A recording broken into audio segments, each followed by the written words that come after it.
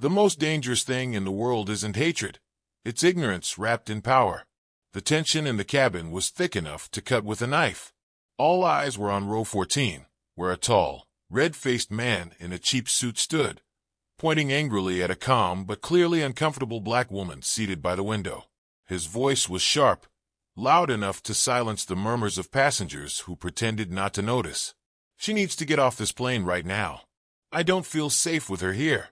The woman, whose name was Simone Carter, didn't flinch. Her caramel-brown skin caught the pale, artificial light of the plane, but it was her expression that stood out, a quiet storm brewing in her eyes. She turned slowly to the flight attendant, a younger woman in her early 20s who looked frozen in fear, and then back to the man. "I'm not going anywhere," Simone said, her voice steady and commanding. The man's lips curled.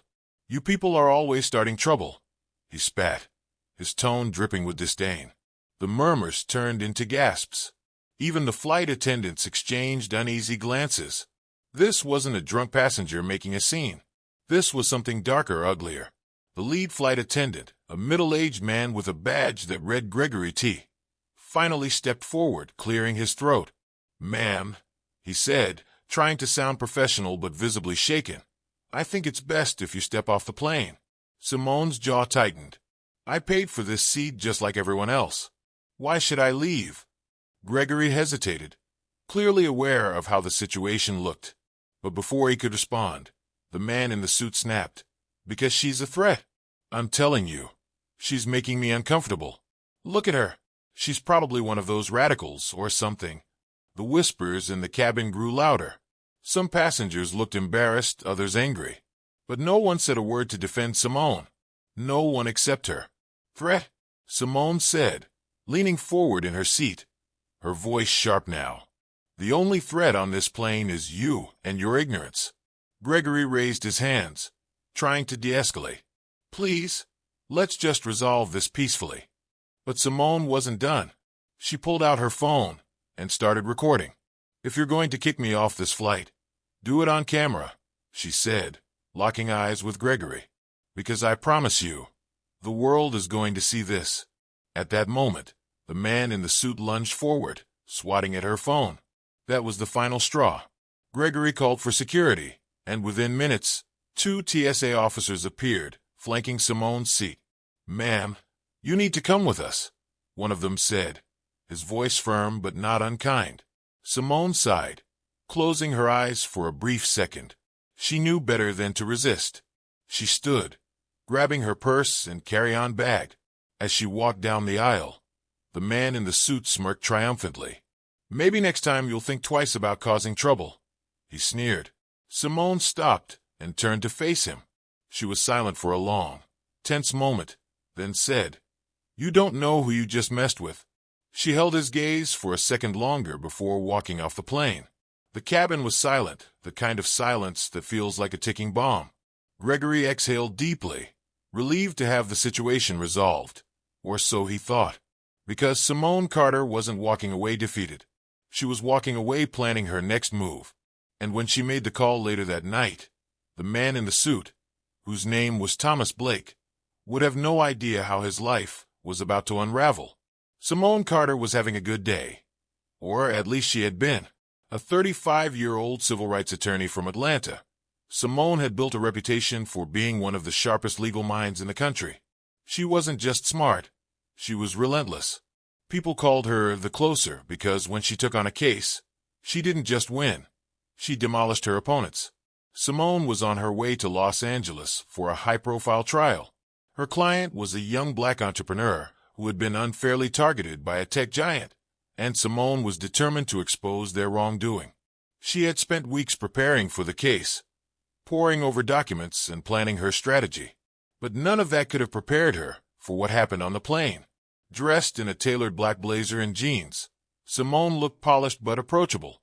Her long, curly hair framed her face, and she wore minimal makeup, just a touch of lipstick and mascara. She carried herself with the quiet confidence of someone who knew her worth. As she boarded the plane, she noticed Thomas Blake right away. He was loud, brash, and obnoxious, barking into his phone about important deals and stupid employees. He was the kind of man Simone had dealt with her entire life, entitled, privileged, and utterly dismissive of anyone who didn't look like him. She had rolled her eyes and walked past him, not giving him a second thought. Thomas, on the other hand, had noticed Simone too, and he didn't like what he saw. To him, Simone represented everything he resented, a successful black woman who didn't seem the least bit intimidated by him. The moment she sat down in her seat, he felt his blood boil. He didn't have a reason to hate her. He didn't need one. The first signs of trouble started during boarding. Thomas had made a snide comment about Simone's bag being too big for the overhead compartment, even though it fit perfectly fine. Then he complained about her taking up too much space, even though Simone had stayed entirely in her seat. She had ignored him, choosing not to engage. But Thomas wasn't the kind of man to let things go. By the time the plane was in the air, his comments had escalated into full-blown harassment.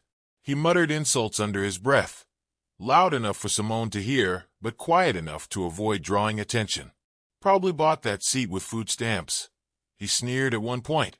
Simone finally turned to him, her patience worn thin. "Is there a problem?" she asked. Thomas smirked. "Yeah, the problem is you." That was when things spiraled out of control.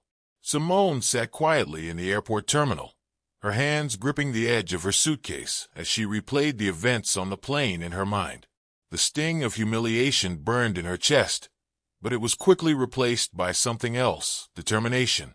She pulled out her phone and dialed a number. "Hey, Mia," she said as soon as the line connected. "I need a favor."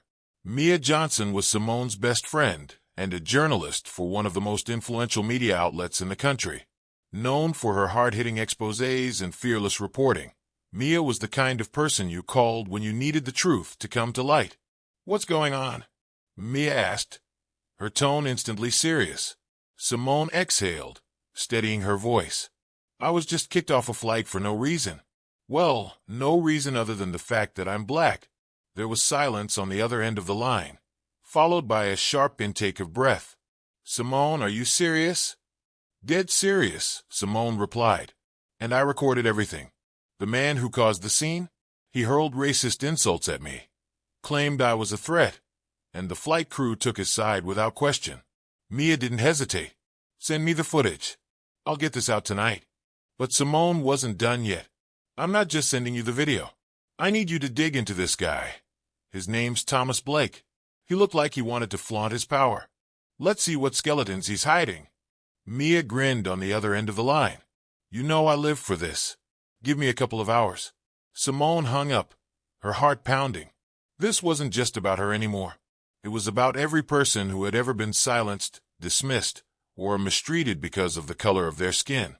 She wasn't going to let this go. And as she stood and walked toward the nearest coffee shop to regroup, she couldn't shake the feeling that this was only the beginning. While Simone was taking her first steps to expose what had happened, Thomas Blake was enjoying a drink at the airport lounge. The smirk he'd worn on the plane was still plastered on his face as he scrolled through his emails. He was a regional sales manager for a pharmaceutical company, and while his position wasn't as powerful as he liked to pretend, Thomas had always carried himself as if the world revolved around him. Thomas had grown up in a wealthy suburb of Dallas, the only son of a prominent real estate developer. His father, a man known for his ruthless business tactics, had instilled in Thomas a sense of entitlement from an early age. "The world is yours," his father used to say. "Don't let anyone take it from you." And Thomas took that advice to heart. He had spent his entire life asserting his dominance over others, especially those he deemed beneath him. To him, Simone Carter was just another face in a long line of people who didn't deserve the same privileges he enjoyed. He had no idea who she really was. If he had, he might have thought twice before opening his mouth. Later that evening, Simone sat in her hotel room, laptop open and notes scattered across the bed. The footage she had recorded on the plane was already gaining traction online. Mia had posted a short clip with the caption, "Racism at 30,000 feet. Civil rights attorney Simone Carter kicked off a flight after enduring harassment from a fellow passenger. #Justice for Simone." The video had been live for less than an hour, and it was already being shared by major accounts. Simone scrolled through the comments, a mix of outrage, support, and disbelief. Unbelievable. How is this still happening in 2025? This is why we need stronger anti-discrimination laws. Simone Carter is a legend. Take him down, sis. But Simone wasn't satisfied with social media buzz. She wanted action. She started drafting a formal complaint to the airline, outlining every detail of what had happened. She also began compiling a legal case against Thomas Blake, the airline, and anyone else involved in the incident. This wasn't just a fight for her dignity. It was a fight for accountability. Just as she was about to shut her laptop for the night, her phone buzzed. It was a text from Mia. Mia, you're going to love this. Call me. Simone dialed her friend immediately. What did you find? Oh, Simone, Mia said, her voice dripping with satisfaction. Thomas Blake is about to regret ever meeting you. Mia explained that she had done a deep dive into Thomas's background. While his social media accounts were carefully curated to project an image of success, Mia had uncovered a very different story. Thomas had been the subject of multiple complaints at work, allegations of harassment, discrimination, and unethical behavior. And that was just the tip of the iceberg. He's been using his position to bully employees, especially women and minorities, Mia said. And get this, he was almost fired last year after a whistleblower came forward, but the company swept it under the rug. Simone's eyes narrowed. This guy is a ticking time bomb. Exactly, Mia said. And if we play our cards right, we can make sure he never gets away with this again. Simone felt a spark of hope. She wasn't just dealing with a bigot. She was dealing with a bully who had a long history of abusing his power. And now she had the tools to bring him down. The next morning, Simone woke up to a flood of messages and notifications. The video had gone viral overnight, sparking a national conversation about racism in the airline industry. News outlets were picking up the story, and hashtags like #JusticeForSimone and #EndRacial Profiling were trending. But while the public rallied behind her, Simone knew this was far from over. She had a long fight ahead, and the stakes were higher than ever. She spent the day meeting with her legal team, strategizing with Mia, and preparing for what was to come. Meanwhile, Thomas Blake was starting to feel the heat. His phone buzzed constantly with messages from friends, co-workers, and even his boss.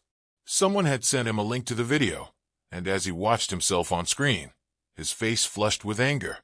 "This is ridiculous," he muttered, slamming his phone down. But deep down, he felt a pang of fear. For the first time, Thomas realized he might actually face consequences for his actions, and that thought terrified him. That evening, Simone received an unexpected email. It was from someone claiming to be a former colleague of Thomas Blake. The subject line read, "You're not the first." Simone's heart raced as she opened the message. Inside was a detailed account of Thomas's behavior, stories of intimidation, racism, and abuse of power. The email ended with a chilling line. "If you need a witness, I'm here." Simone sat back in her chair, the pieces of the puzzle falling into place. She wasn't just fighting her own battle anymore. She was fighting for everyone Thomas Blake had ever hurt. And as she prepared to take her next steps, she knew one thing for certain. This fight was far from over. Thomas Blake sat in his office, his face pale and drawn. The weight of the last 24 hours pressed on him like a vice. He had never seen a scandal spiral out of control this quickly. The video of the plane incident wasn't just viral. It was everywhere. Morning news shows were running it on repeat. Twitter was ablaze, and even his neighbors had started giving him sideways glances. His phone vibrated on his desk. It was his boss, Richard Nolan, the regional director of the pharmaceutical company where Thomas worked. Thomas hesitated before answering, knowing exactly what the call would be about. "Thomas," Richard's voice was cold, clipped. "We need to talk." "Look, Richard, this whole thing is being blown out of proportion," Thomas began, his tone defensive. "It's just some hysterical woman trying to make me look bad." "Stop," Richard interrupted. "Do you know how many emails I've gotten about this in the past day? From clients, from employees, from corporate? You're a liability now, Thomas. This isn't just bad PR. It's a nightmare." Thomas's stomach churned. "You're not seriously thinking about." "You're on unpaid leave effective immediately," Richard said. "We'll review your position after an internal investigation." And Thomas, If there's anything else in your past that I should know about, now would be the time to come clean." The line went dead before Thomas could respond. He leaned back in his chair, his mind racing. He felt trapped, cornered, like the walls were closing in. He'd always thought of himself as untouchable, but now, for the first time, he was starting to see cracks in his armor. Simone Carter had just finished a conference call with her legal team when her phone buzzed with a notification. Another news outlet had picked up her story, and the headline was bold: "Civil rights attorney faces racial discrimination on flight. Airline under fire for handling of incident." Simone read the article carefully, noting how it painted Thomas as the aggressor and her as the calm, collected victim. It was accurate, but it didn't go far enough. The public needed to know the full extent of who Thomas Blake was and the pattern of behavior he had exhibited. Her thoughts were interrupted by a knock at the door. It was Mia, carrying a laptop and 2 cups of coffee. "You're going to want to see this," Mia said, setting the laptop on the table and opening it. "What now?" Simone asked, sipping her coffee. Mia smirked. "I dug deeper, like you asked. And let's just say, Thomas Blake isn't the only one in trouble now. The airline's got some skeletons in their closet too." Simone leaned in as Mia pulled up a series of documents. They detailed multiple complaints against the airline for racial profiling, discriminatory policies, and even wrongful termination of employees who had spoken out against such practices. "This is gold," Simone said, her mind already racing with possibilities. "We're not just dealing with one bad apple. This is systemic." Mia nodded. "Exactly.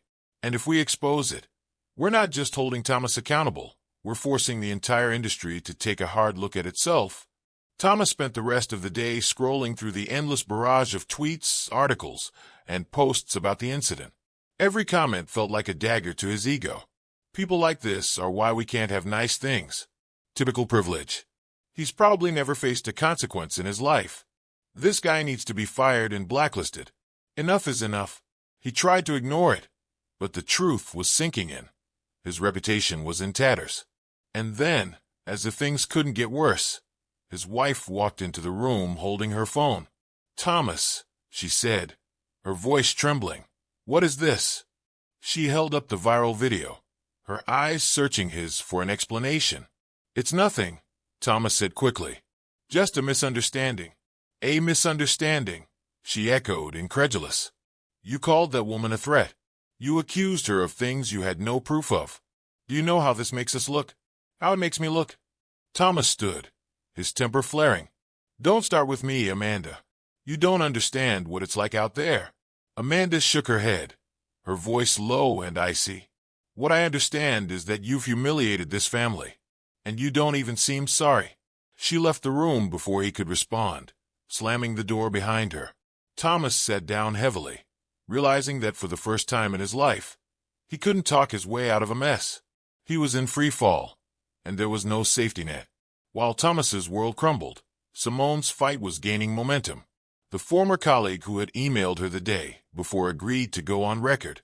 His name was Javier Ramirez, a 42-year-old account manager who had worked under Thomas at the pharmaceutical company. Javier shared his story of how Thomas had belittled him during meetings, denied him opportunities for promotion, and made racially charged comments that left him feeling powerless. "I stayed quiet for years because I needed the job," Javier said during a Zoom call with Simone and Mia. "But seeing what he did to you, that was the last straw. I can't let him get away with this anymore." Simone nodded, her voice filled with gratitude. "Thank you, Javier. Your story is going to help so many people." Mia leaned forward. "And it's not just him. I've gotten emails from 3 other former employees who want to speak out. Thomas's entire career is about to implode." Simone felt a wave of vindication. This wasn't just about her anymore. It was about holding people like Thomas accountable for years of unchecked behavior. And with every new piece of evidence, her case grew stronger. Just as Simone was finalizing her legal strategy, her phone rang. It was an unfamiliar number, but she answered anyway. "Miss Carter," a deep voice said on the other end. "My name is Robert Chase. I'm a private investigator." Simone's brow furrowed. "How did you get my number?" "I've been following the news," Robert said. And I think you need to know something about Thomas Blake. Simone's heart raced. I'm listening. Robert hesitated, then said, Thomas isn't just some random bigot. He's tied to something much bigger. Let's just say he has friends in high places. Friends who don't want this story to go any further. Simone's stomach dropped. Are you saying I'm in danger? I'm saying you need to be careful, Robert replied. Because if you're not, this could get a lot uglier than you're expecting. The line went dead, leaving Simone staring at her phone, her mind reeling. For the first time since the incident, she felt a pang of fear. This wasn't just about justice anymore. This was about survival. The words of the mysterious private investigator echoed in Simone's mind, a chilling reminder that her battle with Thomas Blake was no longer confined to courtrooms or social media. Someone out there didn't want her to keep pushing, and the implications of that were impossible to ignore. But if fear was supposed to stop her, it had clearly knocked on the wrong door. Simone Carter wasn't about to back down. Later that evening, as she sat at her dining table, surrounded by legal documents and a half-eaten salad, she made a decision. If someone wanted her silenced, then she'd make her voice even louder. She picked up her phone and called Mia. Mia, I need you to do something for me, Simone said. You want me to dig into the investigator? Mia guessed. Not just him, Simone replied. I want to know who Thomas's friends in high places are. If this is bigger than him, we need to expose it. Mia's tone shifted to one of concern. Simone, you know this could get messy, right? If he's tied to powerful people, they're not going to play nice. I'm not asking for nice, Simone said firmly. I'm asking for the truth. Meanwhile, Thomas was spiraling. The walls of his once comfortable life were closing in, and he felt trapped in a storm of his own making. His wife had taken their children to stay with her parents until things cooled down. His job was on the line. And now, he was starting to get anonymous calls, angry voices cursing him out and threatening him for what he had done to Simone. He sat alone in his dimly lit home office, a glass of scotch in one hand and his phone in the other. He scrolled through the news articles about the incident, each headline another punch to his ego. Racist rant caught on camera. Corporate executive faces backlash. Civil rights attorney speaks out. This isn't about me. It's about accountability. Thomas Blake. A history of discrimination? The last headline made his stomach churn. He clicked on the article, and there it was, Javier Ramirez's interview, along with accounts from other former employees. They painted a damning picture of Thomas as a manipulative bully who had spent years abusing his power. Thomas threw his phone across the room, the screen cracking as it hit the wall. He was losing control, and he didn't know how to stop it. For the first time, he wondered if Simone Carter really was as dangerous as she seemed, not because of who she was, but because of what she stood for. The next morning, Mia called Simone with an update. You're not going to believe this, she said, her voice tinged with both excitement and urgency. What did you find? Simone asked. Thomas Blake's connections go deeper than we thought, Mia said. He's not just some random sales manager. His father's company, the one he inherited part of, it's been tied to multiple lawsuits involving discrimination, shady business practices, and even bribery. Simone frowned. Bribery? With who? Politicians mostly, Mia explained. They've been using their money and influence to push policies that benefit their businesses while screwing over marginalized communities. And guess who Thomas's biggest client is? Simone's heart skipped a beat. Who? Mia hesitated, as if weighing the gravity of what she was about to say. The airline. The same airline that kicked you off the plane. Simone sat back, the pieces of the puzzle clicking into place. This wasn't just about Thomas Blake. This was about a web of corruption that extended far beyond him. The airline's decision to side with Thomas wasn't just a mistake. It was part of a larger pattern, a system designed to protect people like him at the expense of everyone else. Mia, Simone said, her voice steady despite the storm brewing inside her. This just became bigger than a discrimination case. We're taking on an entire system. As Simone and Mia worked to uncover more details, Thomas received a call of his own, one that would shift the balance of power yet again. It was from a block number, and when he answered, a voice on the other end spoke with an unsettling calm. Mr. Blake, the voice said, We've been monitoring the situation with Miss Carter. It's unfortunate that things have escalated this far. Who is this? Thomas demanded, his voice laced with frustration. That's not important, the voice replied. What's important is that you understand the stakes. If Miss Carter continues digging, she's going to uncover things that could destroy not just you, but a lot of other people as well. Thomas felt a chill run down his spine. What are you saying? We're saying you need to handle this, the voice said. Or we will. The line went dead, leaving Thomas staring at his phone, his hands trembling. For the first time, he realized he wasn't just fighting Simone Carter anymore. He was caught in the crosshairs of something far more dangerous. That evening, as Simone was wrapping up a call with her legal team, she received an email from an anonymous sender. The subject line read, "This is your only warning." She opened it cautiously, her eyes scanning the brief but chilling message. Drop the case, or you'll regret it. Attached was a photo of her leaving her office earlier that day, a clear sign that someone had been following her. Simone's breath caught in her throat. She immediately forwarded the email to her security consultant and called Mia. "I just got a threat," she said, her voice shaking slightly. "What kind of threat?" Mia asked, her tone serious. "An email," Simone replied. "They're watching me, Mia." Mia was silent for a moment, then said, "Simone, maybe we need to pull back, just for a little while." "No," Simone said firmly. "That's exactly what they want. If we back down now, we're letting them win." "But what if they're serious?" Mia pressed. "What if they actually try to hurt you?" Simone closed her eyes, the weight of the situation pressing down on her. "Then I'll fight back," she said quietly. "Because if I don't, who will?" Later that night, Simone's phone rang. It was Robert Chase, the private investigator who had warned her before. His voice was urgent, almost panicked. "Simone, you need to get somewhere safe," he said. "What's going on?" Simone asked, her heart racing. "I've been digging into Thomas Blake's connections, and it's worse than I thought," Robert said. "There's a network of people tied to him, business executives, politicians, even law enforcement. And they don't just cover things up, they make problems disappear." Simone's stomach turned. "Disappear? What are you saying, Robert?" "I'm saying they've done it before," he said.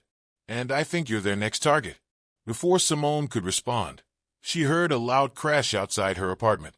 She rushed to the window and saw a black SUV speeding away, leaving behind a trail of shattered glass. Her car, parked outside, had been completely vandalized, its windows smashed, its tires slashed. Her phone buzzed with another email notification. The subject line was simple: "Last chance." Simone stared at the message, the gravity of the situation finally sinking in. This wasn't just about exposing the truth anymore. This was about staying alive long enough to do it. Simone Carter stood by her window, staring at the wreckage of her car in stunned silence. The glass sparkled under the dim glow of the streetlights, like shards of a shattered promise.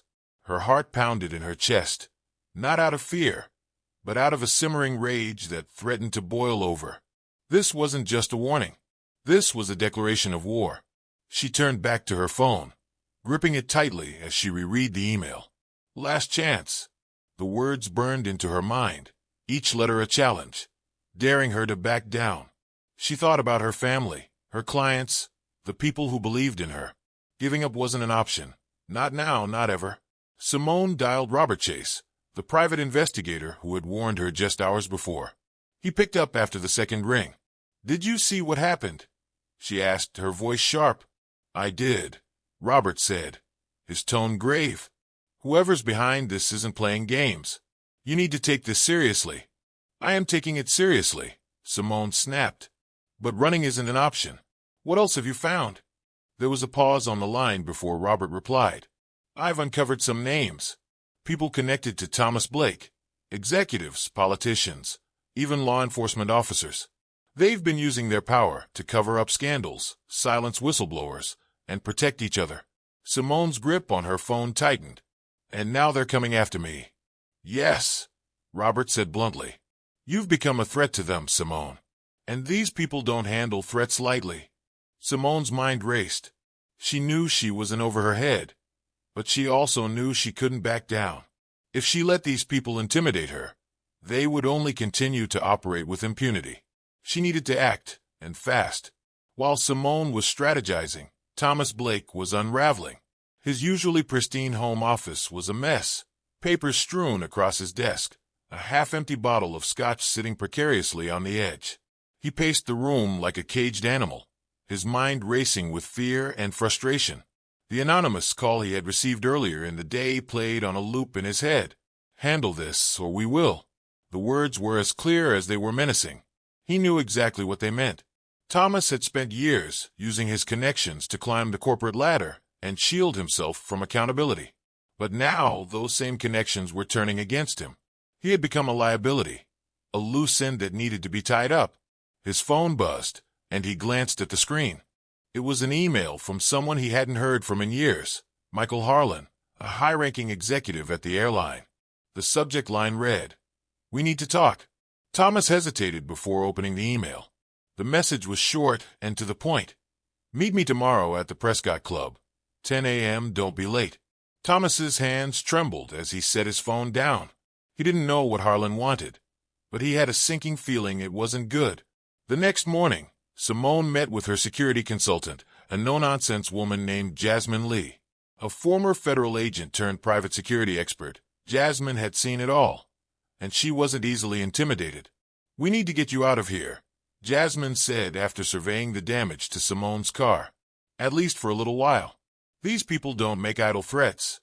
"I can't leave," Simone replied. "I'm in the middle of preparing my case, and if I disappear now, they'll see it as a victory." Jasmine crossed her arms, her expression serious. "Then we need to make sure you're protected. From now on, you're not going anywhere without backup. I'll assign someone to shadow you, and we'll install surveillance cameras around your home." Simone nodded, appreciating Jasmine's straightforward approach. "Thank you, but I also need you to dig into whoever's behind this. If they think they can scare me into silence, they're in for a rude awakening." Jasmine smirked. "I like your style, Carter. Let's make them regret ever messing with you." At precisely 10 a.m., Thomas Blake arrived at the Prescott Club, an exclusive members-only lounge tucked away in the heart of the city. The atmosphere was luxurious but subdued, with soft leather chairs and dark wood paneling. Thomas spotted Michael Harlan sitting in a corner booth, sipping an espresso. Harlan was a man who exuded power. His tailored suit, slick-back silver hair, and piercing blue eyes made him look more like a movie villain than a corporate executive. As Thomas approached, Harlan gestured for him to sit. "Thomas," Harlan said, his voice smooth and controlled, "you've gotten yourself into quite a mess." Thomas forced a weak smile. "It's not as bad as it looks. I just need a little time to—" Harlan held up a hand, cutting him off. "Time isn't something we can afford right now. Do you have any idea how much damage this is doing to our reputation?" "I'll fix it," Thomas said quickly. "I'll apologize, make a statement, whatever it takes." Harlan leaned forward, his expression cold. "This isn't about an apology, Thomas. This is about containment. And right now, you're a liability." Thomas swallowed hard. "What are you saying?" "I'm saying we need to minimize the fallout," Harlan replied. "If that means cutting you loose, so be it. But before we take that step, there's one thing you need to do. Make this woman go away." Thomas's heart raced. "And how am I supposed to do that?" Harlan smirked. "Use your imagination. Just don't make it traceable." Later that afternoon, Mia called Simone with urgent news. "Simone, you're not going to believe this," she said, her voice breathless. "What is it?" Simone asked, her nerves on edge. "I found a connection between Thomas Blake and a lobbyist who's been pushing for deregulation in the airline industry," Mia said. "This isn't just about racism or discrimination. It's about money. Lots of it."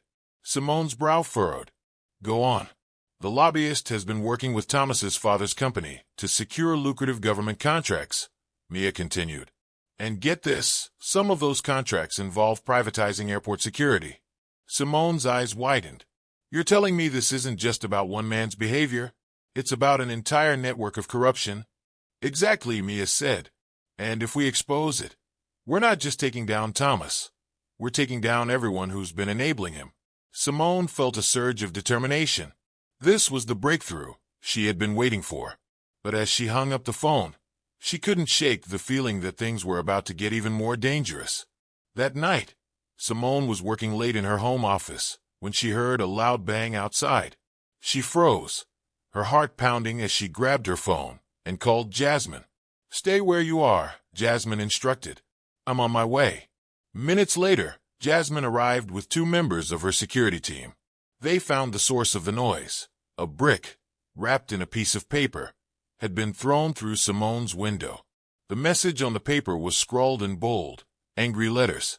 "This is your final warning." Simone stared at the note, her jaw clenched. She wasn't just fighting a legal battle anymore. She was fighting for her life. The sound of shattered glass still echoed in Simone Carter's mind as she sat on the edge of her bed, the brick and its ominous message lying on her coffee table. The words "This is your final warning" were burned into her thoughts like a brand. For the first time, fear began to creep in, not for herself, but for the people around her. She had to admit, even to herself, that this fight was becoming more dangerous than she had anticipated. Jasmine Lee, her head of security, stood near the window where the brick had been hurled, inspecting the damage. "This wasn't some random act of intimidation," Jasmine said, her tone as sharp as the shards of glass around her feet. "They wanted to send a clear message. You're pushing buttons, and they don't like it." Simone looked up at Jasmine, her expression unyielding. "Good," she said. "Let them be uncomfortable." Jasmine smirked, a flicker of admiration in her eyes. "You've got guts. I'll give you that. But guts won't mean anything if you're not alive to finish this fight." "I'm not backing down, Jasmine," Simone said firmly. "If I do, they'll keep doing this to other people. I have to see this through." Jasmine nodded. "Then we need to step things up. I'm putting someone outside your house 24/7, and I'll be checking the perimeter myself every night. No exceptions." "And Simone," Jasmine hesitated before continuing, "you need to let me know the second you feel like you're in over your head. No heroics." "Agreed." "Agreed," Simone said, though her tone carried a stubborn edge. Thomas Blake sat in his car outside the Prescott Club, his hands gripping the steering wheel so tightly that his knuckles turned white. The conversation with Michael Harlan had shaken him to his core. Harlan's thinly veiled threat was clear. If Thomas didn't handle Simone Carter, someone else would. But what did handle even mean? Thomas wasn't a criminal. He was a corporate executive, albeit one who was quickly falling from grace. Still, he couldn't deny the cold reality of the situation. His connections, the very network that had shielded him for years, were now turning against him. He was expendable. He pulled out his phone and scrolled through his contacts. His finger hovered over the name Eric Maddox, an old college friend who had gone on to become a private investigator, one who specialized in resolving problems for high-paying clients. Thomas hesitated for a moment before tapping the name and hitting call. Eric answered on the second ring. "Thomas, long time," he said, his voice smooth and easy. "What can I do for you?" Thomas swallowed hard. "I need help. A situation has gotten out of control, and I need someone to make sure it doesn't go any further." Eric chuckled. "You know I don't deal in vague terms, Thomas. What kind of situation are we talking about?" "A woman," Thomas said, his voice barely above a whisper. "She's coming after me. After us. And I need her to stop." Eric was silent for a moment, then said, "Understood. I'll be in touch." As the call ended, Thomas felt a pang of regret. He had no idea what Eric's help would look like, but he was desperate enough not to care. The next morning, Simone met with Mia and her legal team in a secure office downtown. The room was filled with whiteboards covered in notes, timelines, and connections, all pointing to one central figure, Thomas Blake. "This isn't just about Thomas anymore," Simone said, pacing in front of the group. "It's about the system that protects people like him. We have to dismantle it piece by piece." Mia nodded, pulling up a presentation on her laptop. "We've got everything we need to blow this wide open," she said. "Leaked emails, financial records, witness testimonies. Once we go public with this, they won't be able to sweep it under the rug." Simone paused, her gaze sweeping over the room. "We need to be strategic about this. If we release everything at once, They'll try to discredit us. But if we drop the information in stages, we can control the narrative. Her legal advisor, a seasoned attorney named Marcus Green, raised a hand. That's a solid strategy. But you need to be prepared for retaliation. The more we expose, the harder they'll push back. Simone nodded. Let them. I'm ready. Meanwhile, Eric Maddox sat in a dimly lit office, reviewing Simone's case file. He had already done a deep dive into her life. Her work as a civil rights attorney, her public speaking engagements, even her personal relationships. Eric wasn't impressed by much, but he had to admit, Simone was formidable. She wasn't just smart, she was relentless. Still, everyone had a weakness, and Eric was determined to find Simone's. He picked up the phone and called Thomas. I've done my research, Eric said. She's not an easy target, but she has vulnerabilities. Like what? Thomas asked, desperation creeping into his voice. She's close to her family, Eric said. Her parents, her younger brother. They live in Atlanta, not far from her. If she thinks they're in danger, she might back off. Thomas hesitated. You're not talking about hurting them, are you? Eric smirked. Of course not. Just a little scare. Enough to remind her that actions have consequences. Thomas exhaled, relief flooding his voice. Do it. Eric ended the call and leaned back in his chair, a smug grin spreading across his face. He had seen cases like this before. People with too much pride to know when they were outmatched. Simone Carter would learn, one way or another. Simone was in the middle of reviewing documents with her legal team when her phone rang. It was her brother Andre. Hey, Dre, she said, a smile spreading across her face. What's up? His voice was shaky, almost panicked. Simone, I think someone's following me. Her smile vanished. What do you mean? I was driving home from work, and this black SUV was on my tail the whole way, Andre said. When I turned onto our street, it slowed down and just stopped in front of the house. Simone's heart dropped. Where are you now? I'm inside, Andre said. But, Simone, this is freaky. What's going on? Stay put, Simone said firmly. I'm sending someone over right now.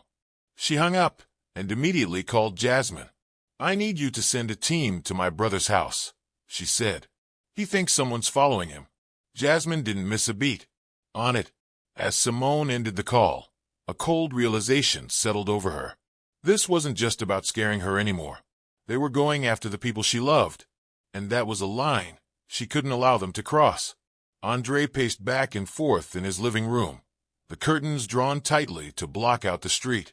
His hands trembled as he clutched his phone, waiting for Simone to call him back. Every shadow outside the window seemed to move. Every sound made his heart skip a beat. The black SUV was still parked at the end of the street, its engine idling. Andre had tried to convince himself it was just a coincidence, that maybe the driver was lost or waiting for someone. But deep down he knew better. His gut told him this was connected to Simone. A knock at the door made him jump. He peered through the peephole and sighed in relief when he saw a tall woman with a no-nonsense demeanor standing on the porch. It was Jasmine Lee. Andre. Jasmine called through the door. Your sister sent me. Andre opened the door, his shoulders sagging in relief. Thank God. I thought I was losing my mind. Jasmine stepped inside, her sharp eyes scanning the room. You're not losing your mind, she said. But you're definitely being watched. Andre gestured toward the window. That SUV has been sitting there for over an hour. What do they want? They want to scare you, Jasmine said, her tone calm but firm. But they're not going to get the chance. Jasmine motioned for one of her team members to enter, a burly man carrying a small camera and a laptop. We're going to set up surveillance around your house, she explained. If they make a move, we'll know about it. Andre nodded, his anxiety easing slightly. Do you think this will stop them? Jasmine met his gaze. No, but it'll make them think twice. Back in her office, Simone paced the floor, her mind racing. The threat to Andre had taken things to a new level. This wasn't just about intimidation anymore, it was personal.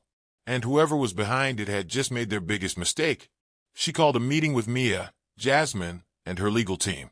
They've escalated, she said, her voice steady but laced with anger. "They went after my brother." Mia's eyes widened. "Andre? Is he okay?" "He's shaken, but he's safe," Simone replied. "Jasmine has a team watching his house." Marcus Green, her lead attorney, leaned forward. "This changes things.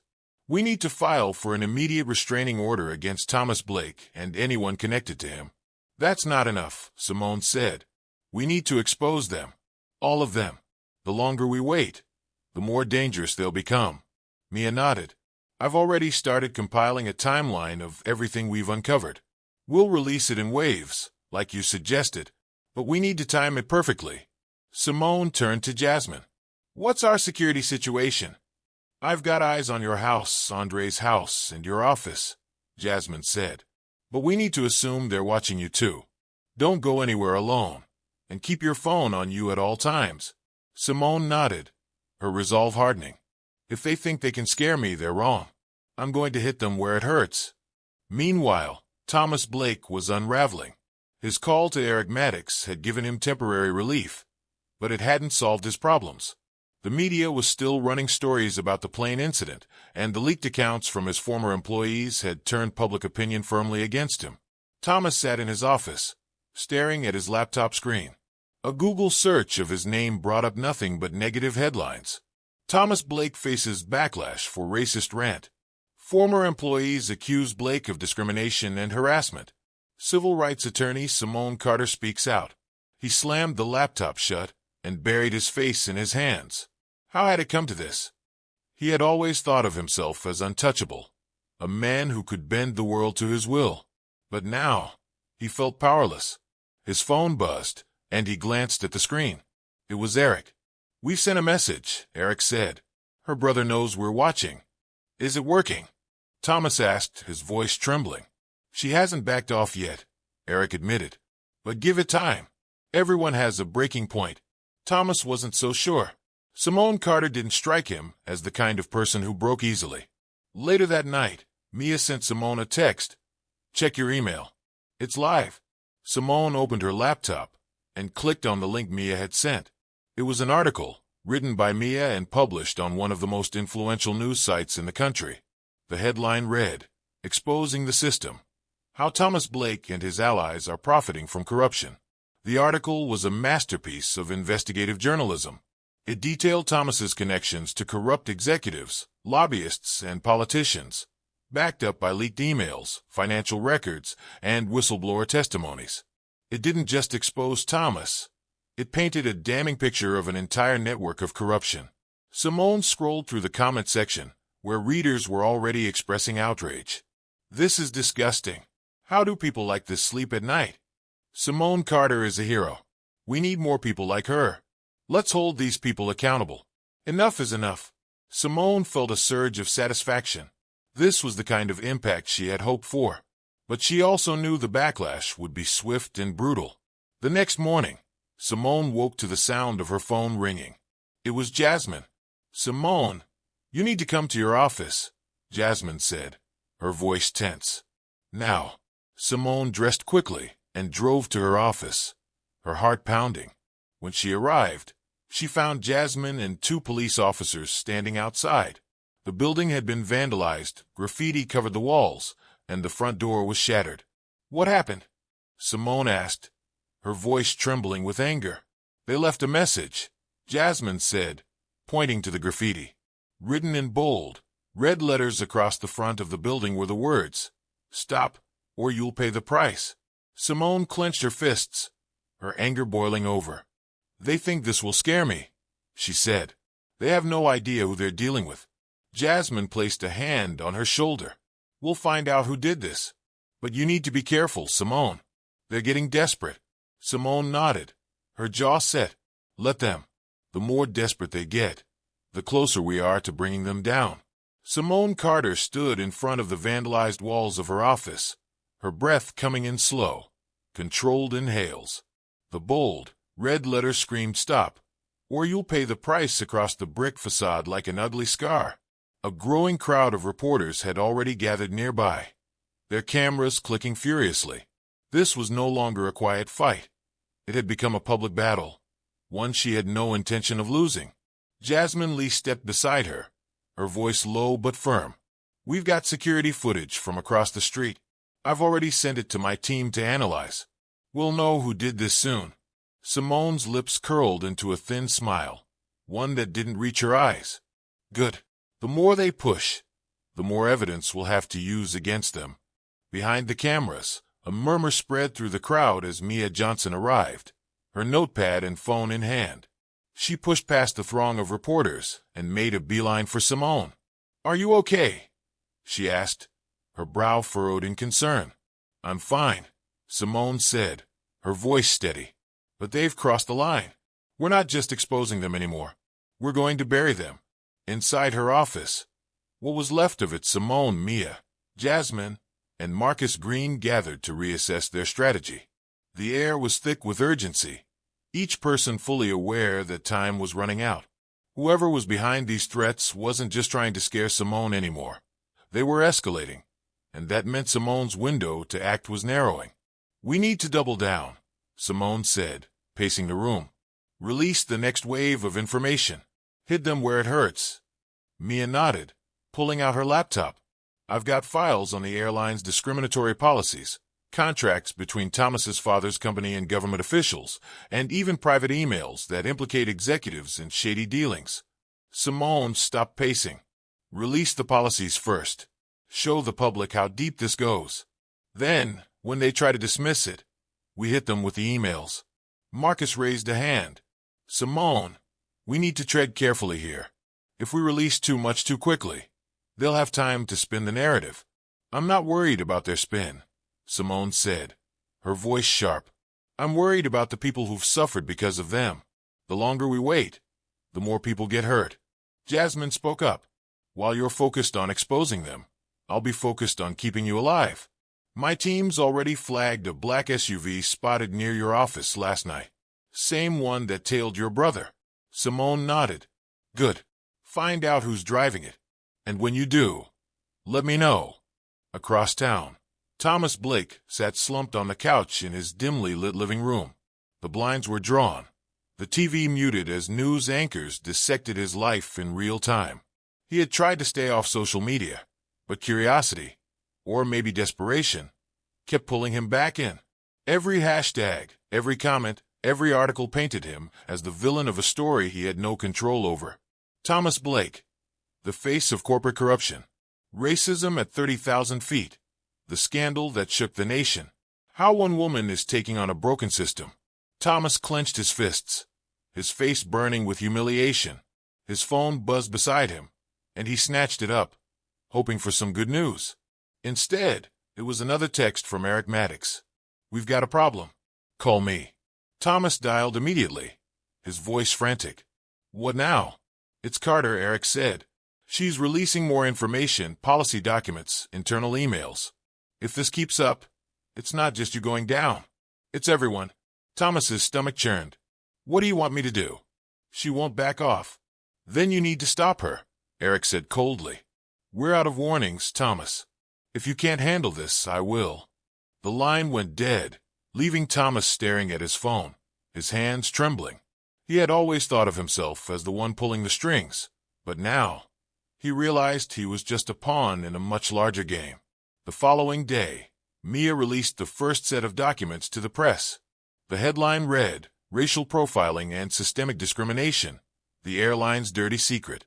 The article included damning evidence of how the airline had repeatedly targeted black and minority passengers, denying them equal treatment and sweeping complaints under the rug. It also highlighted how Thomas's father's company had lobbied for policies that protected the airline from accountability. The public reaction was immediate and explosive. Unacceptable. This is why we need stronger regulations. Shut them down. Every single one of them. Simone Carter is a hero. Keep fighting. Simone scrolled through the comments, feeling a flicker of hope. But she also knew this was just the beginning. The more she exposed, the more dangerous her enemies would become. That night, Jasmine's team delivered a breakthrough. The black SUV that had been tailing Andre and loitering near Simone's office had been traced back to a rental agency. The name on the rental agreement? Eric Maddox. Simone's jaw tightened as Jasmine laid out the evidence. Eric Maddox works for Thomas, Jasmine said. And he's not just some private investigator. He's got a reputation for making problems disappear permanently. Simone's heart sank. So he's the one behind the threats. Most likely, Jasmine said. But here's the thing. We've also connected him to 2 other executives at the airline. This isn't just about Thomas anymore. It's a coordinated effort. Simone's mind raced. If Eric is working with the airline, then that means that they're willing to do whatever it takes to protect themselves, Jasmine finished, including taking you out of the picture. Just as Simone and Jasmine were wrapping up their conversation, Simone's phone buzzed. It was Mia. Simone, Mia said, her voice panicked. You need to turn on the news. Simone grabbed the remote and flipped to the local station. The screen showed a breaking news banner. Attempted arson at civil rights attorney's office. Simone's heart stopped as she saw footage of her office engulfed in flames, firefighters working to control the blaze. A reporter stood nearby, speaking into the camera. Authorities are investigating what appears to be a deliberate act of arson. Sources close to the investigation suggest the fire may be connected to recent threats against Simone Carter. Simone stared at the screen, her blood boiling. They're trying to burn me out, she said quietly. Jasmine placed a hand on her shoulder. They think they can scare you into silence. Simone turned to face her, her eyes blazing with determination. They're wrong. This isn't over. Not by a long shot. The sight of her office in flames was a punch to the gut. But Simone Carter refused to let it knock her down. Standing in her living room with Jasmine, Mia, and Marcus by her side, she watched the news coverage unfold on her TV. Her fists clenched tightly. The fire wasn't just an act of intimidation. It was a declaration of war. And Simone had no intention of losing. This isn't just about silencing me, Simone said, her voice steady but cold. They're trying to erase the evidence. Destroy everything we've uncovered. Mia nodded, her expression grim. Good thing we backed everything up. Every document, every file. We've got it stored on multiple servers. Marcus leaned forward, his face pale, but determined. The fire confirms one thing. They're desperate. And desperate people make mistakes. Simone's jaw tightened. Then we need to use that desperation against them. What's the status on the next release? Mia pulled out her phone, her fingers flying across the screen. Ready to go. This one's the big one. The emails between the airline executives, the lobbyists, and Thomas's father. Once this goes live, they won't just have a PR problem. They'll have a criminal investigation on their hands. Do it, Simone said firmly. And let's see how far they're willing to go to stop me. Across town, Thomas Blake sat in the darkened corner of a dingy bar, nursing a glass of whiskey. His once pristine appearance was gone. His tie was loosened, his hair disheveled, and his face lined with exhaustion. He stared at the news coverage on the bar's TV, the flames consuming Simone's office reflected in his glass. He didn't feel relief. He didn't feel victory. All he felt was dread. His phone buzzed on the counter, and he groaned when he saw Eric Maddox's name on the screen. He hesitated for a moment before answering. What do you want? He muttered. You've got a bigger problem now, Eric said, his tone sharp. The fire didn't work. She's not backing down. And now the police are involved. Thomas's stomach twisted. The police? You said this would scare her, not escalate things. I told you she was stubborn, Eric replied. But don't worry. I've got another plan. Thomas slammed his glass on the counter. No. I'm done. I'm not doing this anymore. Eric's voice turned icy. You don't get to be done, Thomas. Not until we say you are. You wanted my help, and now you're in this with us. So either you get it together, or you'll find yourself in even deeper trouble. The line went dead, leaving Thomas staring at his phone, his hands trembling. He had lost control of the situation, and now he was a pawn in a game he no longer understood. The next morning, Simone sat in a downtown studio, her makeup freshly applied and a microphone clipped to her blazer. She was about to go live on a major news network, her story reaching millions of viewers across the country. It was a calculated risk. Going public meant exposing herself to more danger, but it also meant gaining more allies. The anchor smiled warmly as the cameras began to roll. Joining us today is civil rights attorney Simone Carter, whose recent experiences have sparked a nationwide conversation about racism, corruption, and accountability. Simone, thank you for being here. Thank you for having me, Simone said, her voice calm and measured. Let's start with the fire at your office, the anchor continued. Authorities are calling it an act of arson. Do you believe this was connected to your work? I have no doubt it was, Simone replied. This fire wasn't just an attack on me. It was an attack on the truth. The people behind this are trying to silence me because they know what I've uncovered threatens their power. But I won't be intimidated. The anchor leaned forward. And what exactly have you uncovered? Simone smiled slightly, her confidence shining through. Corruption on a massive scale. Connections between corporate executives, lobbyists, and politicians that reveal a system designed to protect the privileged at the expense of everyone else. And this isn't just about me. It's about every person who's ever been silenced, dismissed, or marginalized. This fight is bigger than me, and it's far from over. As the interview aired, the response was immediate. Social media exploded with support for Simone, her hashtags trending once again. People from all walks of life shared their own stories of discrimination and injustice, inspired by Simone's bravery. But the backlash was equally fierce. Anonymous accounts flooded her mentions with hateful messages, accusing her of lying, of playing the victim, of seeking attention. Simone ignored them, focusing instead on the messages of solidarity and the growing momentum behind her cause. Meanwhile, behind closed doors, the executives at the airline and Thomas's father's company were panicking.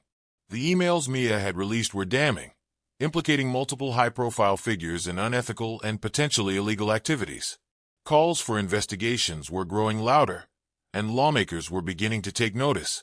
They're coming for us, one executive said during a tense conference call. If we don't shut this down, we're finished. Thomas sat silently on the call, his face pale. He had never felt more powerless in his life. Late that night, Simone was reviewing her next steps when her phone buzzed with a notification. It was an email, sent from an untraceable address. The subject line read, "We warned you." Her heart pounded as she opened the email. It contained a single video file. Simone hesitated for a moment before clicking play. The video was shaky, clearly recorded on a phone. It showed Andre, her brother, leaving his house. As he walked to his car, a black SUV pulled up beside him. Two men in dark clothing stepped out, grabbing Andre and forcing him into the vehicle. The screen went black, followed by a chilling message. This is what happens when you don't listen. Simone's blood ran cold. She immediately called Jasmine, her voice trembling with urgency. Andre's been taken, she said. They have him. Jasmine didn't waste a second. I'm on it. We'll find him. As the call ended, Simone sat in stunned silence, her mind racing. The stakes had just been raised to a terrifying new level. Her enemies weren't just targeting her. They were targeting the people she loved. And now, it was no longer just about exposing the truth. It was about saving her brother's life. Simone Carter sat frozen, the weight of the email bearing down on her like an avalanche. The video of Andre being forced into the black SUV replayed in her mind, each frame more haunting than the last. Fear clawed at her chest, but beneath it, a burning rage ignited. This was no longer about justice. This was war. Jasmine Lee burst into Simone's home less than 20 minutes later, her face set in a grim determination. Two members of her security team followed, each armed and carrying equipment. We've already got a lead, Jasmine said without preamble. They slipped up. What do you mean? Simone asked, her voice tight.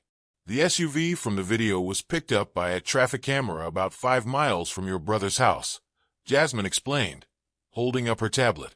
They're heading west, toward an abandoned warehouse district on the outskirts of the city. I've already alerted the police. But we're not waiting for them. Simone blinked, processing Jasmine's words. Wait, you're saying we're going after them now? Jasmine nodded, her voice calm but firm. Every second counts. If we wait, they'll disappear. Are you in? Simone didn't hesitate. I'm in. The drive to the warehouse district was tense, the silence in the car broken only by the sound of Jasmine's radio updates.